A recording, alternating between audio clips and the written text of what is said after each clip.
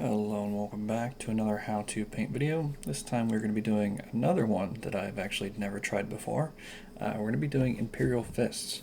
Now for this we're going to be primarily using a nice contrast paint with the exact same name, and we're going to be doing a base coat of Wraithbone as well as a few kind of bits and odds and ends just to kind of clean up and do some minor details. But that's going to be pretty much primarily the two that we're using. And we're going to jump right in here. And I've actually got some new brushes today. These are just really cheap Amazon brushes, nothing too crazy. But hopefully they last us a little bit longer than they normally do. We'll kind of find out as we go. But first and foremost, we're going to be starting out with this Wraithbone, just getting it nice and thinned. And actually, this brush likes to hold water really well, so it's making our paint extra thin today. So we will work on that just a little bit. But here we are, and let's go ahead and dive right into this. Of course, starting with the legs, I feel like I always kind of naturally do that. You can also, if you want, use more of like a pure white color like Korax, or I'm sure there's some others out there, and whatever, other options non-GW paint wise. But I think that's kind of a little bit more work to kind of build up that first layer, and an off-white is a little bit easier to do. So that's kind of going to be our main focus. And if we do mess things up and we have to go back over it, going back to an off-white is a little bit easier. It doesn't require that much build-up. So that's going to be kind of our main squeeze here, as it were. This is going to be our bread and butter. Hopefully it works really well with this contrast. I don't know yet. I've never really done contrast on Space Marines before, but we will certainly find out. And of course, I don't like to show it as much, just because it's very time consuming and it's very similar, but the base was done beforehand. I just used Vallejo earth texture. They have a couple of different choices. This one's just the sand or the desert texture, whatever it's called. And unfortunately I did this base before I really decided I was going to do Imperial Fists.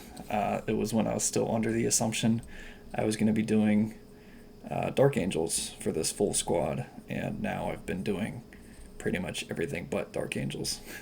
We've done Ultramarines, we've done Blood Ravens. I think we're going to do Raptors next. That's kind of what I'm looking at, just because I have a nice color for it. And I feel like Raptors would be a kind of nice little refresher, or a palette cleanser, rather, I think is the word there. It's because we've been doing kind of some more difficult paint schemes. We did Black Templars last time, and those are kind of sucky to do. You really got to be careful when you're applying the edge and the trimmings, and it's not very fun. And the Raptors are just one solid color. I feel like that'd be nice and easy for us to do. So I'm looking forward to that. I've also got some Necrons kind of ready to go. We might do soon. I've also got a full box of Cadians, shock troopers, obviously. They're ready to go. I haven't even assembled them yet. I actually haven't even opened the box yet, unfortunately. I have done Cadians before, though. I have a full Cadian army. I really love Cadians. And if you watched the last video I did, I think it was like part 3 of the Black Templars, I kind of ranted about them a little bit. I think it was in that one, at least. I really like the old Cadian sculpts. Don't get me wrong, I like the new ones. I like the more detail and just the more kind of choices, with them not really being as much mono pose anymore. But I gotta say, I really like the traditional kind of older Cadians. I think the more simplistic armor they had was a lot more fun to paint. You could definitely paint them a lot quicker. You could knock out like a full squad in like an hour with how simple their armor was. I kind of missed that. But I do have a bunch of the new sculpts. I did get the KDS Stands box when that came out, and I'm very happy with it. I don't really like the tank aspects. I know that's kind of like heresy when it comes to guard. Every guard player has a ton of tanks. but I'm more about infantry. If I could build like a full infantry list, I think the most you can have is like 360 units. If you do 6 of each battle line, I would do that 100%, but that is a good bit of money right there. If you do the math behind that, each box is like what, $50, and each box only has 10 dudes. So a little quick math there for you. I don't know what that is because I'm not that smart, but there you go. If you have a calculator lying around nearby, you can figure that one out. It's a lot of money though, and unfortunately, I really don't have that kind of expendable income sitting around. So that dream might never come to fruition, but one day.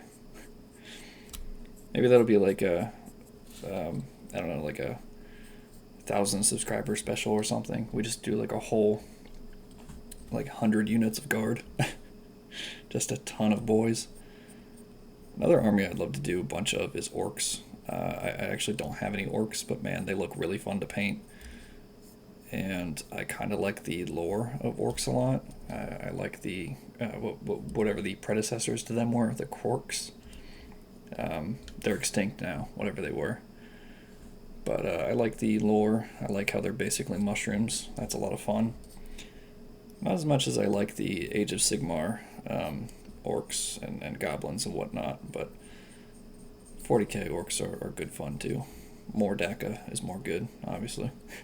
And I kind of subscribe to that sort of thought process. Definitely something I want to get into at some point. I also really want to do Chaos Marines at some point. 1,000 Suns would be great. Ever since reading the Horus Heresy book, I think it's All Is Dust. It's whatever their first one is. It's like book 12 of the Heresy series. I really fell in love with their lore, so I definitely want to paint up a box of them at some point. I'm a little bit sad that their combat patrol, rather, if I could speak properly, comes with like barely any Marines. Like it's mostly demons, and that's kind of dumb. But you know, maybe we'll pick up a few boxes of Rubric Marines or something, and we'll paint those up. As we continue on with this, though, I am just making sure my brush stays nice and clean, not only to kind of keep our brush from fraying as much as it normally would, but also to make sure our paint stays nice and thin as we kind of apply these layers. And I'm taking a little bit extra precaution to make sure everything is nice and kind of neatly painted here, just because using contrast paint, it's very like thin and you can really easily see the layer below it. So normally whenever I do like a undercoat like this, I don't worry about it too much because it's mostly going to get covered anyway. That's not the case with contrast. Any little mistakes we make are going to be like super visible, so I want to get as much coverage as I can here. And that means really going down and getting all of these little details that I usually tend to miss. And, you know, it's a good thing to really pay more attention, but it is a lot more time consuming. Some of the little areas you don't have to worry about as much are things that you're not going to be painting yellow, like the little joints in between the armor. We can kind of leave those alone. Maybe it's bad form to do that. Maybe you should do a solid undercoat, but it's going to get painted black anyway, so it's not really going to matter too much.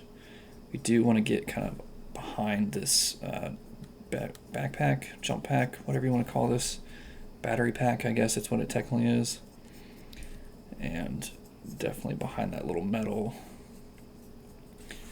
Another big thing we want to focus on is behind the gun here. It does cover a big section of his kind of chest and stomach. We really want to be careful to get in there as well. And we're getting some real wild angles today. Starting off early. Normally we get to at least like part 2 before we start getting some wacky angles like this. Not so much this time. And while I'm waiting on those shoulder pads to dry, that's kind of going to be my main focus there. We are just going to do kind of another quick little lap around. You don't want to paint over wet paint. It just gives you weird like layer buildup, and you can see your brush strokes much more easily. So once you do a couple passovers, you really want to give it a minute and let it all dry. And we also want to get this backpack. I really hate, like, I think I'll be done with one part of it, and then I'll take another look, and it's like, oh, actually, you missed all of it. It happens much too often for my liking, but it is what it is. Make sure this helmet is nice and done.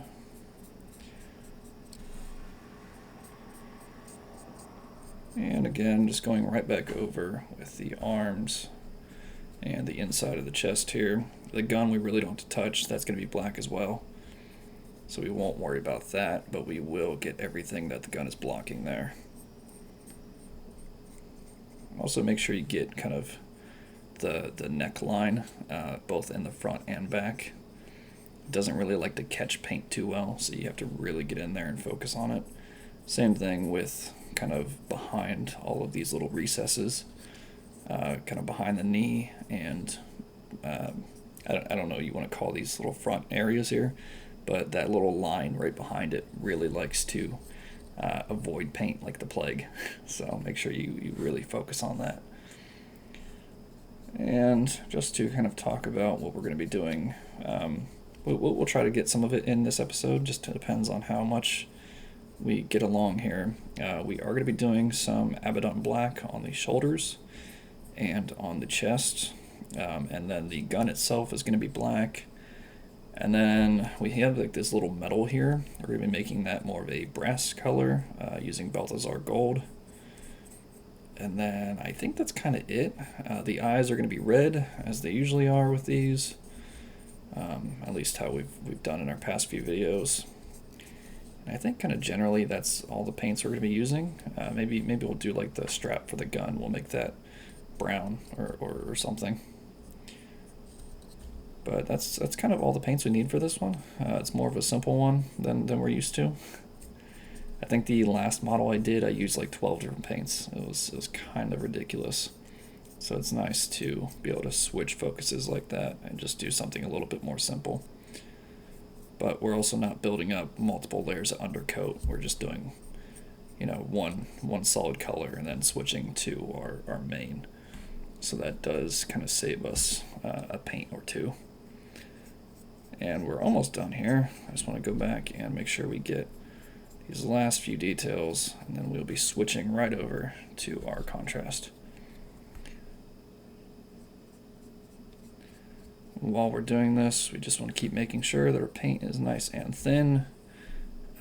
It's not the worst sin in the world to have a little bit of thick paint here and there, but it's really going to start affecting you if you consistently do it. Your paint's going to look real bumpy and thick, and it's going to give you some really weird texture buildup. So just kind of keep that in mind. Doing it once or twice, not a huge issue, but it's best avoided. So just keep that in mind kind of as you keep going back to your palette, and of course you keep applying paint. And I think we're almost done here. This helmet is really resisting me. It's got primer on it. We did prime this whole model just using Vallejo. It's technically an airbrush primer, but it works when you brush it on just as well. So it should be taking this paint pretty nicely. I don't know why it's not. And the last little bit I want to worry about there is right there behind that armor, that knee armor. And then we're going to be moving on to our contrast. And that paint actually might have been a little bit too thick, but it's fine.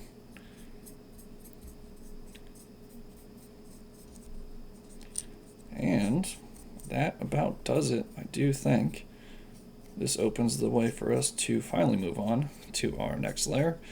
Unfortunately, that took as long as it did, as I touch up that last little bit there. There's always a new spot that I didn't get. So we're going to switch before I really start freaking out, because we're just going to keep finding spots, unfortunately. But I think we're good enough now that we can just kind of switch paints and not worry about it too much. Try not to peak the audio as I close that.